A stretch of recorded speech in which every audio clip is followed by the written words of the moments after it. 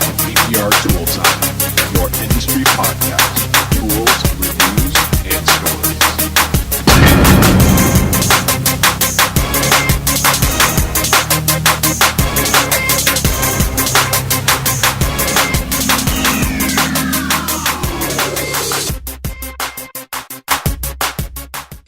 Welcome to another episode of PDR Tool Time. And I'm Daniel Grom with our other hosts, Vince D'Alessandro and John Renstrom. How you doing, guys? Fantastic. Doing great. Cool. So this is episode 127, and we're going to do a mixed bag. We're going to talk about everything today. So let's get the show started. So how was your week, guys? It was good. It was good. You know, I was happy having Paul on last week because it inspired me, you know, and The guy always inspires us, huh? yeah, he does. He does. And I took it upon myself to increase my prices a little bit more on the quotes that I was giving out, and they were all successful, very successful. So I was happy having Paul back on. It just gives us a little bit of boost of morale and, you know, pointing it in the right direction, which is upward. Yeah, exactly. Yeah, I had a really good week too. And I'm working with the body shop that I'm at, working with them on their PDR estimating. I actually got them signed up with Mobile Tech RX now. The shop, it just reminded me last week of going back to the basics of increasing our pricing. So I've got the shop now for the first time ever with this body shop doing the additional add-ons. Nice. So his estimating is coming up to match my estimating just through natural progression of a better system. He always wrote by hand and did all the math on a notepad and entered it manually into CCC, and it was killing him. Yeah. And I finally got him talked into trying it and loading it up. And when he would call me over to look at a car, boom. I mean, he already had him. Is this going to be okay? These numbers going to be all right? And instead of me having to change them, I was like, yeah, let's do this. Perfect. And Monday, Tuesday last week, I had just killer numbers. So, which worked great because my doctor's appointments the rest of the week botched up my week. So I made my whole week in 2 days. Oh, that's great. That's really good. Yeah. I had a good one. I had this old Mitsubishi Galant come in, and it was horrible looking. I mean, there was no clear on the whole top of this car. And it had like a 3-inch dent in the door, and then it wrapped over the intrusion beam a little bit. And I go, what the hell? I don't want to do this car. And then I grab the estimate. I look at the estimates, $900 for this dent. And so I pull Tony out and I go, hey, what's the story on this? And she's like, well, I knew you didn't want to do it. So I put a price on that he would go away. And he went for it. And it just goes to show what Paul Corden talks about is you got to ask for the money. Absolutely. Yeah. So sometimes just asking for the money and you get it. I come across that quite often with the go away price because there's stuff, you know, that sometimes, you know, when you have a retail location, you're getting stuff that definitely should be going to a body shop. But some people just want it better, and they're okay with 90% or better.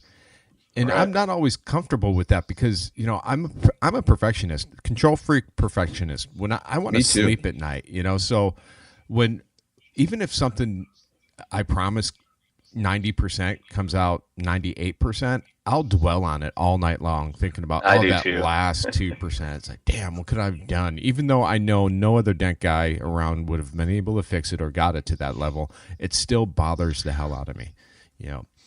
But I don't like to see trash on my finished product. No. I have this theory that my work is my business card driving down the road, right?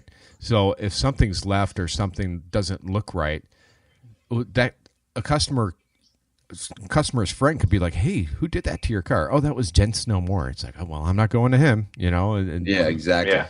So that's always the worry. I take a lot of pride in my work, and I do lose sleep over. Now, do you guys do what I do? I mean, I've always kept this policy. If I'm not happy, I don't charge.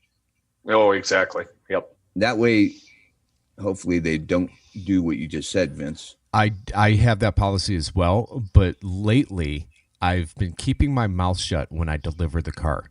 Sure. Because in the past, I've gone up there and was like, oh, well, it didn't turn out as best as or as good as I thought. It's not 100% and blah, blah, blah. They're like, what are you talking about? It's gone. You know, where we're critical eye. Yeah, we're a critical eye. And we can be our own worst enemy. Of course. We've been staring at it for the last hour or whatever, 2 hours. And it's like we're so hyper focused on that area. And they're not. They left the car with a huge dent and they came back and it's gone. And I've given away stuff that I could have charged for.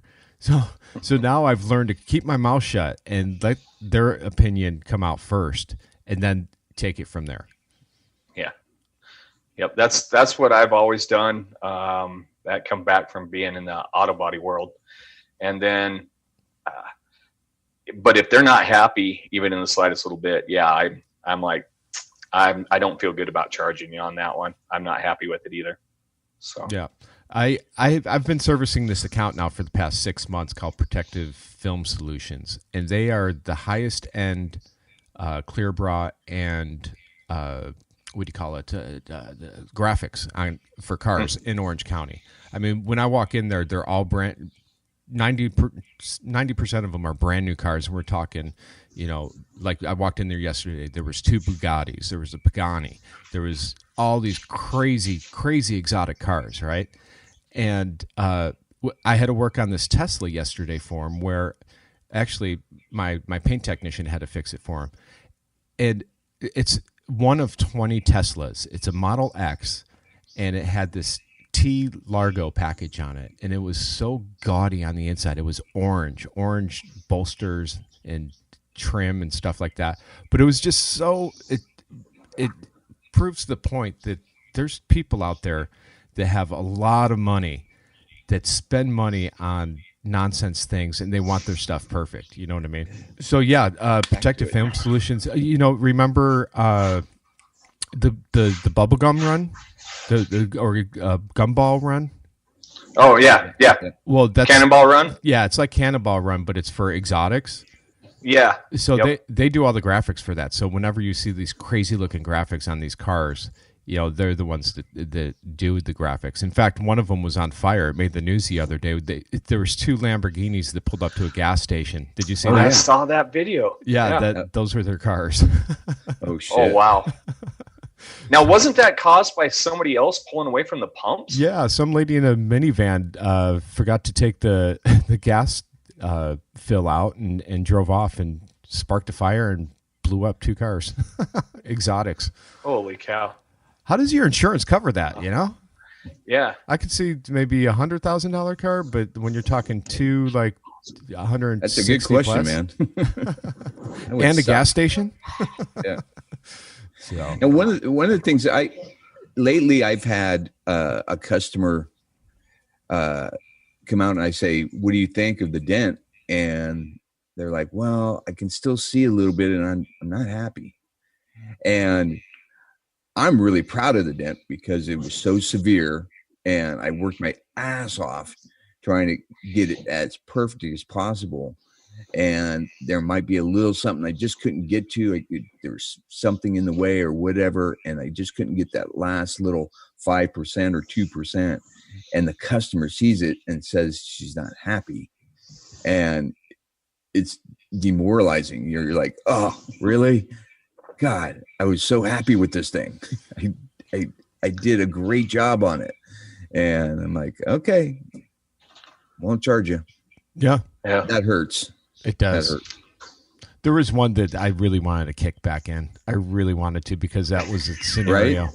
You know, it was your dent back if you're not happy. Yeah, I mean, I spent like 3 hours on this fender on a 3 Series Beamer, and she's like, "Well," and it had a fiberglass pad in the fender. It's like, "You bastard!" It was just a killer. And I could not get precise pushes through it, and I couldn't chip away the whole thing.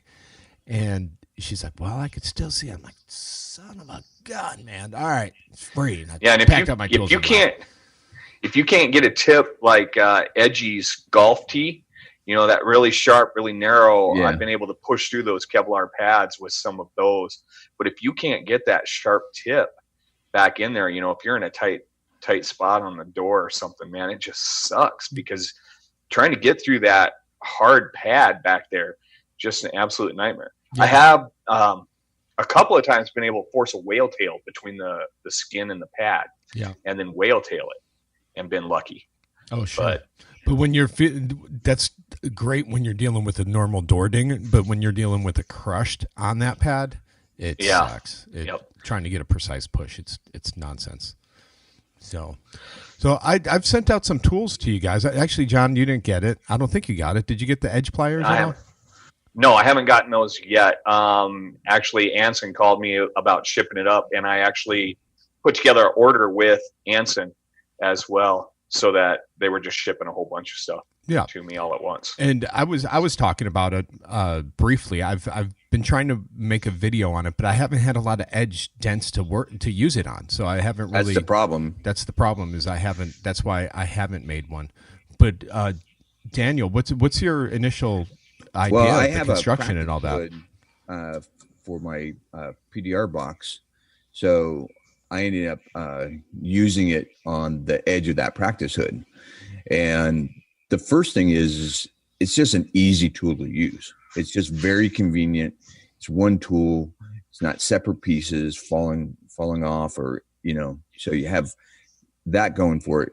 It's a lot of control, and you've got a great window to see. So you have good visual points to it.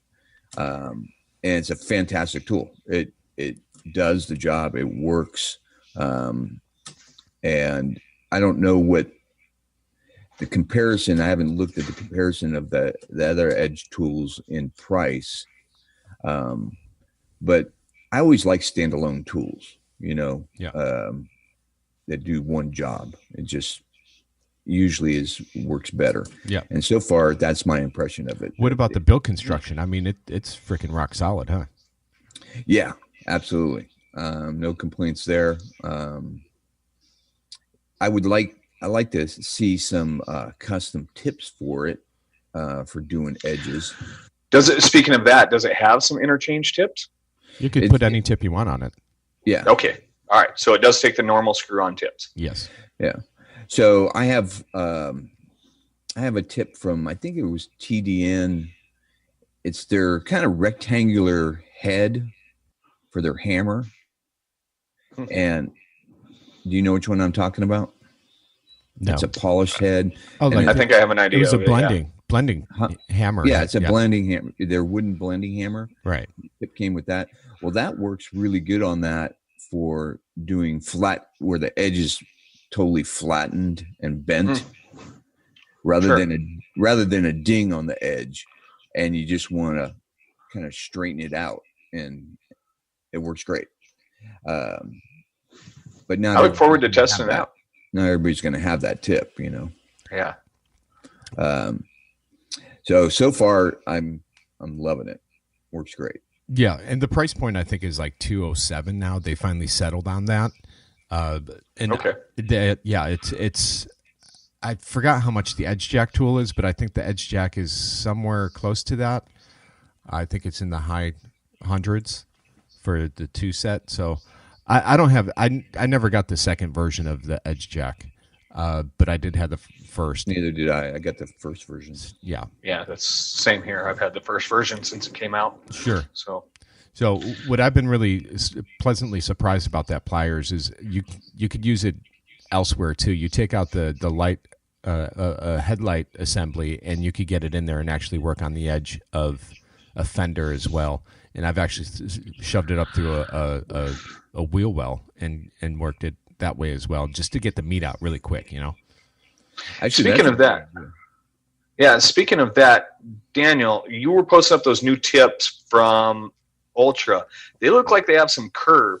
Do you think Vince talking about doing that onto the fenders and that sort of stuff? Some of those curved, pointy tips. Do you think you could put one of those on that plier and get in? When you got that hard dent that's creased, right? Say the wheel lip, or that spot right on the back of the headlight of that fold. You think those pliers with one of those curved, pointy tips would get into that and push that spot out on those fenders? Yeah, actually I do. and it would be a big advantage because it would match the curve of the fender, and be able to get into the point of the edge, Yeah. That was my first thought when I saw those tips, that they'd be great for some of that edge stuff. And then you talk about this pair of pliers doing that. I think that'd be a beautiful combination. Also talking about, the sound deadening material, those knife tips would probably do really well in being able to scrape off what you need, and then you'd be able to use the tip. The other two thing to consider, John, is the bridge actually comes off of that pliers too. So you could actually make it look like pliers, and put tips on each side like a claw, or you keep it as a bridge system. So, and it's threaded the same thread that we use for all our tips, which I forgot. What's our thread? 5/16. 5/16. Yeah, 5/16. Yeah. So it's all universal. So either way, you could put tips on either side, or you remove the bridge or keep the bridge on, depending on your application. There could be certain areas where you'd get into, say you had a crown, or right there on that edges. Flat tips on both sides, maybe. Yeah. Well, I used it yesterday on a GMC Arcadia liftgate. The corner was completely bent in, and it was on the body line where it changed directions.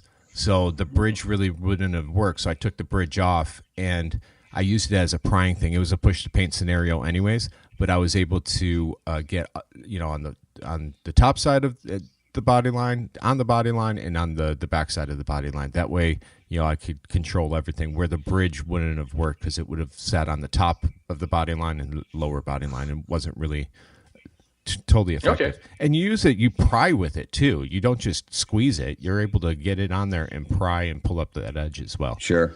So okay. Yeah.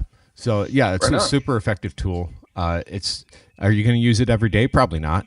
But it's kind of like the doodah. You don't use the doodah every day either. But when you have it, when you need it, you want it, and you. Yeah, exactly. Sure. So, but yeah, I got those Ultra tools too. If you want to move on to those. Yeah. So yesterday I got to use his new soft tip with the red cap, and it's. I used it for about 2 hours on one dent, and it was fantastic. I was actually surprised. I was thinking at first it was going to be too soft, and it wasn't. It was really nice, and it held up really, really well.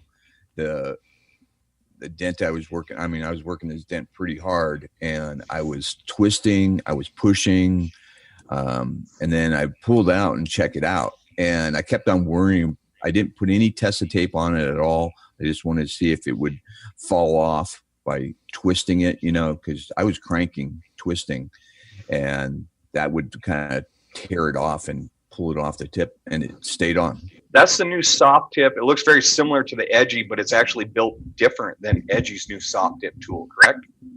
Yes. It has a beveled edge farther down so the caps don't slide off of it. And it doesn't slide off. You have to. I tried getting one off, and I was using a pick trying to get the damn thing off, and it would not come off. So you're going to cut them off. What it comes down to, ain't that right, Daniel? I actually didn't try to take it off. Yeah, good luck. Okay. Now, are these tips on the website yet? Yep. Okay, so I'll need to. I think I'm going to get on there and get a set of those ordered. I've been needing a set of sharp, pointy tips, and when you posted those photos, they look like the exact tip that I've been looking for. Well, here's the deal with one of the sharp, pointy tips that he has. It actually has several different uses. It's not just the sharp tip. It's beveled on one side. It's flat on the other. It's like a knife blade. So you have multiple edges that you could use that tip for. It's not just. If you want to do a prying direction, pry, and then you switch directions and use the tip to finish. I like the music. Very nice. Hey, thanks. Yeah, I'd forget about that clock in my living room. So, yeah, for everybody listening now, I'm actually at my house in South Dakota. That's our cue. It's story time now. Yes. Yeah, it is. Tell us a story, John. It's nappy nap time. Let me tell you about the sheep. Welcome to Mr. Rogers. So yeah, there's some. We wanted to talk about the state of the tool industry as well. John brought that up, and There's some things that have gotten shaken up. Dent Gear has been gone for a long time, and it's now owned by Dentcraft. So Dentcraft has picked up the whole line. Now, they're not going to warranty the older Dent Gear tools because obviously they didn't make them, but they are going to remake the entire line, and anything that Dentcraft makes of the Dent Gear line will be warranted through Dentcraft. So somebody else? There were some tools that they made that nobody else did. Oh, absolutely. They had some great tools. Yeah. Yeah. Yep. Another longtime tool maker, a name that I thought was long gone, I brought him up here a few times in the podcast, has been Inventure in Florida. So it's being Paul Whitehorn on Facebook. For those of you on Facebook, has gone over. It turns out they have a warehouse still full of tools. If any of you remember the old original K-Boom light, we talk about a lot of stands that are missing in the marketplace. The K-Boom was a very lightweight stand, easy to fold up, easy to transport. Looks like he probably still has a few of those. They're going to try and get that stuff kind of on the market, and I don't know if they're going to liquidate. Try. Yeah, I'm not sure exactly what they're doing. I know they're posting up a few calendars. I guess there's a lot of tools in here. The guy that originated those, for those of us that are new, I started in 2004. Inventure started making PDR tools in 1992. So they are one of the oldest tool companies for paintless dent repair. I still use their door jammer. The B&D door jammer is an awesome one for nasty, nasty side dents. But the Inventure door jammer is fast. It uses a rope ratchet. I mean, it's my go-to day-to-day on hail stuff because it's quick. I know he's got a bunch of those in there. Do take a look at that. Get on Facebook. I think Crystal with Push Metal Gear is going to try to do some live stuff. So for those of you that follow Push Metal, keep an eye on their website and their Facebook page. They should be able to show some stuff. And maybe some of the other tool manufacturers might want to take a look at some of this. Well, this is the issue that I have. And throughout the years, I've met the guy and talked to the guy many times. I can't think of his name off the top of my head. I can't either. Super, super awesome guy. Myself and Mike, we used to video him back at MTE back when we first started going. And, being an old Dent Wizard technician, we had Inventure tools. We had a handful of Inventure tools that they bought us that were part of our arsenal. And they were great tools. And there's nothing wrong with Inventure. My issue is he never followed up and came out with new stuff and zero marketing to our industry and stuff like that. So some things we cause ourselves, right? He's a product of his own demise, I think. Yeah. That he's gotten to this what is point. he's in his mid 80s or upper 80s now? No. I don't think so. Really? He's in his 70s. I'd say 70s at the most. Like I know. I think his name was Chris. Yeah. I think in the past, I think his wife had some health issues and I think that's what happened and changed his focus. And then he just kind of never got back into the swing of things. Sure. Yeah. But back in the day, he would have a table. He would have a booth at MTE. And it was funny. He's a funny guy. He's a really nice guy. Mike and I used to go and interview him, and he always had he was colorful. I'll leave it at that. He was colorful about his competition. Some of the stuff we had to edit out. Actually, like usually 80% of it we had to edit out. That's awesome. So that's awesome. But yeah, his whale tails were actually pretty decent. Yeah. Yeah. So if you care about Inventure, if you're an Inventure customer, get on there and help them out and buy some tools. That's right. So yeah, we're kind of we're three. That makes kind of three companies down this year. I know that the hail season's starting late. I think everybody's kind of picking up sales finally a little bit more now. But everybody I've talked to is kind of relieved right now because a lot of tool companies were having to lay off some employees and whatnot, and now they're back up again. So it was just a late season. I think everybody was kind of doom and gloom and saying it's going to be a horrible year, and I think it's going to turn out just fine, don't you, John? You have your thumb on the pulse, really. Yeah, I think even us with mobile tech, normally we see the spike. We know within a day or two when it's hailed somewhere because we see signups. Don't know exactly where that hail was without checking Facebook and hail reports, but we know when hail hits by the signups, and watching how late those signups came in this year really showed. But here we are, mid-July, and hail is still dropping. So I think we're going to see it clean into the fall. So what do you hear about Colorado? Are you heading that way? No, I'll be sitting here in Wyoming for the whole rest of the year. I'll be within a couple hours of my house. It's just we're pulling cars. I'm pulling cars out of Denver, actually. We're talking 240 miles. So I'm pulling cars out of Denver right where I'm sitting. Denver is huge. The storms were big. Pretty much, I think Wichita is starting to slow down a little bit or level off a little bit. Dallas, the guys that I'm talking to in Dallas, that storm was so bad, so heavy, it still hasn't kicked off with any great velocity. The cars were just so damaged, so much glass broken out of them, that sort of stuff, that it's still, I think they're going to be fixing those cars well into the next hail season, but they're just going to be trickling in kind of slow because of how bad that damage was. Typically, if the hail is bigger, is there fewer dents? A lot of times, yes. Like I just did a Honda Ridgeline that was out of Denver, and they were big. I mean, the dents were about 4 inches, but there was only 12 of them on the roof. Right. Yeah. That's what I did. I did one like that this year. Yeah.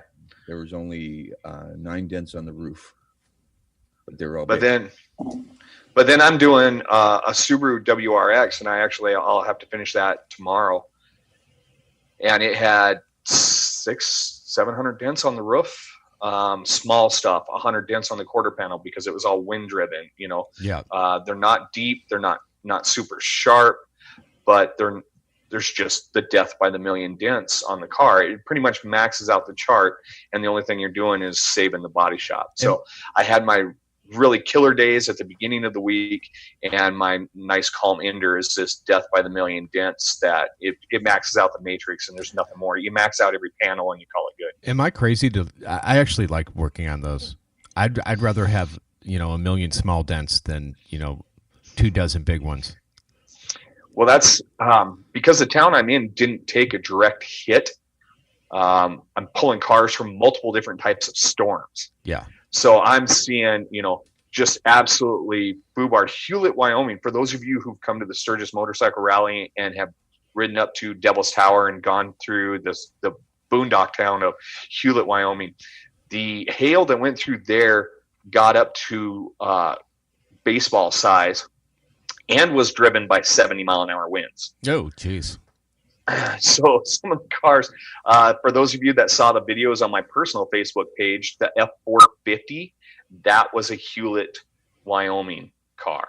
All right. So, I mean, when you got 200 oversized shots on an aluminum 2017 F450 roof, I mean, that's just devastating hail. I think they talked me into doing the box side, and we're going to be getting almost $3,000 just for me to PDR the box side on that thing. Yeah. But nobody wants to put a box side on it. No, Ford requires you to use, they're not using the standard rivets. They have a different rivet that they want. It is absolutely murdering these box sides because they leave the shop and they're using a standard type pop rivet now instead of the crush type that's used on the roofs. Yeah. And that rivet is breaking free and then spinning and then cracking those box sides. Oh, wow. So for those of you that follow anything in the collision industry, you're seeing a lot of negative comments coming back from the Ford's procedures for putting those box sides on. So the shop I'm at now is willing to pay anything not to put a box side on this truck. I don't know what I'm going to get into, honestly. The dually flare has to come off. I might even have to have the box set on a stand, and we might have to ratchet it down to the floor pots so it can't move, and I might have to work it from every angle possible. So I haven't seen a Ford dually. The Dodge, it's all one piece. It's part of the thing, so it's separate on the Ford. Yeah, the outside box, the wheel cover is a separate piece, and that's aluminum as well. So, no, it's like plastic. Fiber? Yeah, plastic. Yeah, very similar to a bumper cover. Yeah, whatever the SMC I think it is, or something like that. These didn't show any damage onto them, so they apparently are pretty soft enough. They took the flex of that bad hail, but this truck gets two doors. I'm going to do a class with their body guys and using hog glue, as a matter of fact. Some of the new tequila tips, I've already got this body shop using some of the black ice, but we're going to have them order some tequila tips. And I'm going to teach them how to glue pull these rails for themselves, because they've got the aluminum machine, but they're not getting the electrodes to stick on these rails on the F-150s and 250s, and they're not getting good enough pre-damage repair. Yeah, and I can do it. We got the modern glues. Actually, I had a hog glue on a black ice, the little 1.5-inch rectangular black ice tab. Yeah. Mm-hmm. Thing's a money maker on the creases. That thing sticks with every other glue. Well, I had it on hog glue on a cab corner where they jackknifed the fifth wheel trailer, put a sharp, deep dent, and they didn't think I could glue pull it out of that cab corner. And I did, but I stretched that neck on that black ice tab. It's a 1/2 inch longer. Yeah. And that the hog glue would not let loose whatsoever. I thought those ice tabs would break. I thought it would too. And in fact, I've actually broke a couple of them on these aluminum Fords using the hog glue, but this one just kept stretching and just kept stretching. Wow. It was pretty wild. But I pulled out, I'd have never even bid it. Even last year using my tab weld and glue tracks combination, I'd have never volunteered to clean up this trailer hit. But so I'm going to actually do some classes with the body shop, and they're going to start moving their Ford aluminum rails into glue pull only. No more grinding, no more putting the aluminum rods on. They're going to stop. They're just going to go to glue pull only prior to mud work. Nice. Yeah, and I think that's a direction that a lot of body shops are going to be going in the future. The glue pulling systems that we have and the bridge systems and stuff like that, they could save panels. Yeah, and in fact, now I'm hardly even calling it glue pulling. I'm adhesive pre-repairs because we've changed. I mean, it's not just Walmart glue. What, Daniel? Very Paul Corden of you. Yeah, the adhesive pre-repairs. So, I mean, we are the glues that are out there, like the hog glue. Daniel, there's a reason why it sold out.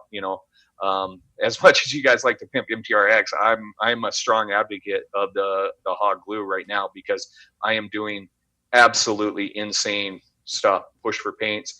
I'm going to be able to teach this body shop, because they came to me right when I came back to them and were like, well, we're going to need you to do a lot more of these aluminum things, because our system, we can't pull the dents. We stick the rods on. We were told that by Ford to use this specific rod, and no matter what, it won't stick. And I'm like, I can glue pull that. And they're like, well, we can't glue pull it. It's like, all right, it's time for a class. Oh yeah. It's time for everybody to sit down and let's just do a good hard lesson, getting the panel prepped properly, and then using better adhesives such as the hog glue or even the purge, and doing that, having a couple different glue guns set up, running that. I think using better tabs. The hardest part is teaching them how to blend and tap down. But if they just want to get it somewhat straight so they can mud it, and move on. Yep, they're still going to mud. They're not going to try to get them. All of these have broken paint on them. If it doesn't have broken paint, then I'm going to be the one doing it. Yeah. So they just want to get it up to mud level. Yeah. And they don't have anything that's doing it now. Even my painter, So- he's doing it now. I find him grabbing my glue guns all the time and stuff, and grabbing my tabs, and I'm like, "What are you doing over there? Stop trying to do PDR." You know, it's like, "No, dude, I just need to get this up." And he doesn't want me to do it because it comes out of his pocket. You know, if Right. I push the paint, so now he has now figured out, you know, how to glue pull a lot of this stuff to a point that he could just body work it after it's pulled up. Yeah. Tap down the highs with the body hammer and mud it over and move on with life. Yeah, yeah. So that's great. That's great. And you know, a lot of people think that, you know, there's too many techs out there. There's too many this. Our industry's flawed and it's getting ruined and this and that. I still honestly think we're in our infancy. Yeah. I agree. I wanted to bring up one other thing. Have you guys seen that new, somebody posted, and they didn't give a lot of information, but it's some new glue tabs and it looks very body shop-ish. And they have, the tabs are really weird looking. Have you guys Are they the black tabs that have the wing on it? Yeah. Yeah. Yeah. Well, no, not that. I didn't get that. What was that about? That's so you could twist them off with your finger rather than having to pry. Yeah, when it goes right back to what we're talking about. The adhesives that we're using now are so strong that they don't always like to release. And if you keep jerking on the tab, then you just create a monster high spot. Well, their concept is you should be able to twist that tab off and break that adhesion Okay. without doing more damage to the panel. All right. Who's making those tabs? I don't remember. We're I gonna have to bring it forgot up. to. And, Okay. Well, Now, the other tabs that I was talking about was they look like they have like a different kind of puller and kind of looks like it came out of the body shop industry rather than the PDR industry. are they the metal tabs? No. I know Sal with Dent Dial. He's come up with a metal tab that has a new coating on the outside of it that the adhesives are sticking to and doing big pulls with that. Oh, I haven't seen that. well, there's also Stanliner has a line of tabs as well that they sell that are. Oh, really? Yeah, they're definitely body shop related. He sent me a couple, and the idea is not to pull the glue off of it. You build the glue up and up and up and keep on building, you know, the glue around it. His glue is super strong too. It's coming out of Lithuania or Europe somewhere, and he sent me 10 sticks of it, but I gave some to Mike, and I shouldn't have done that because I don't have enough to build up the amount of glue on the tab as Well, that's interesting. Yeah, Directed. I'd like to see some more of that. yeah, but they're Well, Daniel, they're heavy duty, you know, and it's made for a bigger slide hammer. It's not going to fit any PDR slide hammer. You're going to need okay, you know, you're gonna need a Morgan knocker. a Morgan knocker or something like that. Actually, it doesn't even fit on my Morgan knocker. Actually, it probably would fit on my Morgan knocker. I have an adapter that fits PDR ones on my Morgan. Yeah.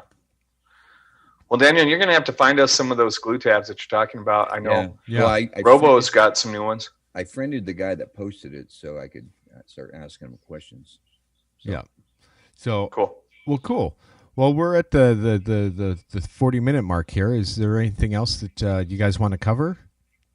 I actually I got the new hole straightener from Ultra, and I used it yesterday, and I was actually really surprised how well it worked because I really like the Kiko one. Yeah, I've got the Kiko one. Yeah, and it's fantastic. The one advantage the Kiko has, it has a longer neck, and I use it on gas tanks. If I bent up the hole inside the gas tank, and those sit down quite a ways, that Kiko works really well for that. So this one's a little bit shorter, but a lot less cost than the Kiko, because then the Kiko, you buy the main thing of it, but you have to use it with one of their lifts. So Yeah, the mini lifter. You have to buy the mini lifter as well. So this is smaller, all in one. So for the travel guy, I'd say the Ultra one works really well. I have to get one. I don't have a hole straightener. I'm still using a little wire to straighten out holes. Oh, You know what? yeah, the Since new I hole started- straighteners are. Since I started using it, I use it every single day. Yeah. and it works great. Just works great. Yeah. Cool. Well, let me, I haven't brought this up. We've talked about a lot of new tools, and I have got the new Stuckey full-size light, and we've only talked about it briefly in here. I've got some good runtime on it. I've got a lot of hail repairs from really bad to really light stuff. I love the light. What I do you love the use fact for that counterweight? Because I heard that was like one of the things you had to kind of get used to is the counterweight. well, yes and no. For the listeners, Because you don't need the battery. Right. So when I had it on now I just made a hybrid stand. But I took off one of my original Pro PDRs. I have the lightweight 2 LED strips. Now this was my Pro PDR LEDs are right before the Chubby came out. So that gives you a time frame. So they're kind of old, and their lightest weight stand. So if I had it on their lightweight stand of the Pro PDR super lightweight stand, I did have to have the battery, my wheelchair battery, still on the base of that stand in order to counterbalance. Otherwise, if it was up for, say, doing roof and you had the boom all the way out, it would tip the light stand over. Yeah. Now, I've got an old A1. Now, this was way back in my fluorescent tube days. It was a metal A1 stand. I called Pro PDR. They have their 1-inch square head on the shaft. I replaced the very top portion of the A1 with Pro PDR and the aluminum extendable arm. Put the never loose on the end of that, the Carl Stuckey on there, and I can run that arm all the way out, and I still don't need a counterbalance on the bottom of this A1 stand. Oh, good, because it's so heavy. The A1 stand is stout. That thing's a tank. It's a stout it really is. I can beat a thief to death with it if I need to. Yeah. It truly is a tank of a light stand. Sure. But absolutely no counterbalance needed because there's no battery, anything on the base of that thing, and it really rolls underneath the cars and the trucks. I actually had to shorten the arm till I only have the extendable portion out about 2 inches, and I still run halfway across the roof on an SUV. I did a Dodge 1500 with a 6-inch lift kit and 35-inch tires. Ran that A1 stand all the way up, the Stuckey light sticking out, no wires anywhere. I'm getting 7 to 8 hours of run time out of each one of the batteries. I run it at 75% power because it matches the output of my Pro PDR lights at 75%. Dude, I love the light. I grab it. It's my go-to. Does A1 still sell that stand? I believe so. Well, yeah. And if they don't, a quick tech tip would be, the photography industry uses sandbags. You could go on Amazon and buy photography sandbags and put those on there to counterweight it. No, I think the other thing I was looking at, Stuckey's got a 2-gallon water jug. Isn't that what it is, Daniel? I don't know. I just heard that he sells. Doesn't he sell some kind of counterweight bag? It's a collapsible water jug. The other thing I was looking at was, go to a pawn shop and buy one of the backpack water camelbacks. Yeah. That hikers use, and you could just hang that strap right off one of the set screws on your light stand, and it holds a gallon. That's 8 pounds. Yeah, that's plenty. Or just use one of your old batteries. Yeah, I used an old wheelchair battery. But then I put together this old A1 stand that I had because I needed a third light. The guy out in front has been estimating so much that I put together a light for the estimator to use. So I put together this A1 stand. I was like, man, this thing weighs a ton. Yeah. I wonder how it's going to do with my new Stuckey light. And then I was like, oh, this is the bomb. I mean, it just holds everything perfect, and I have unlimited movement. Yeah, I'm on the waiting list for a Stuckey light. I want him, seeing that I'm not a Hail guy, I don't need one immediately, so I'm going to wait till the end of the season and then get one from Carl. Sure. Now, the downside, we don't talk about enough downsides of the tools. When that power is turned down, the fade is really monstrous, and it gets straight black in the center. Because like I said, I do run it turned down to match the output of old Pro PDR lights. Yeah. So the fade I do have a complete dead strip. So I do have to be mindful of that when I'm looking on my panels, especially when I'm doing the Death by the Million dents, because I do have a whole strip right in between each of the LEDs that is completely blacked out.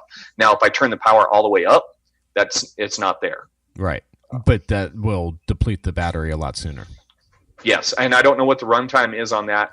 I normally run my lights in a V pattern when doing roofs, hoods, deck lids.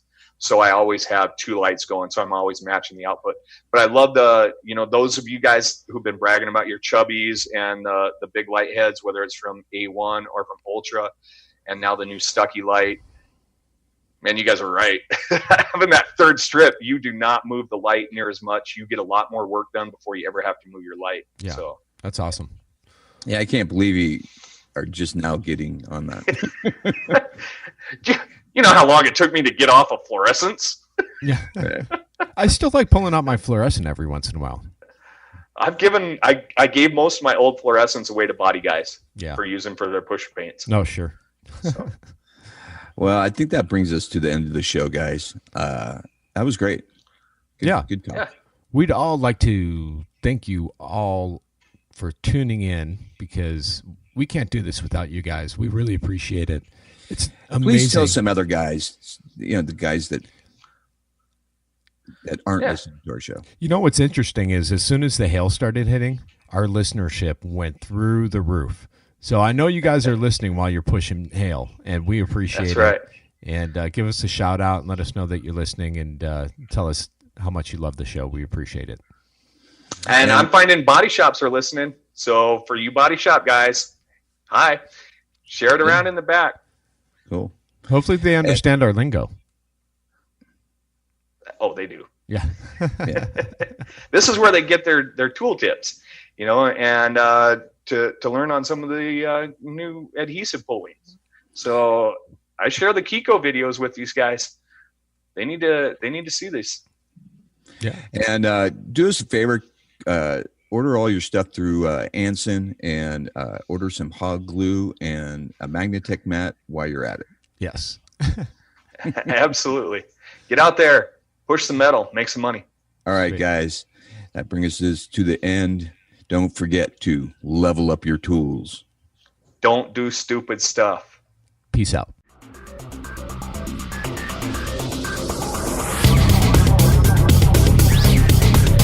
This has been another episode of PBR Tool Time.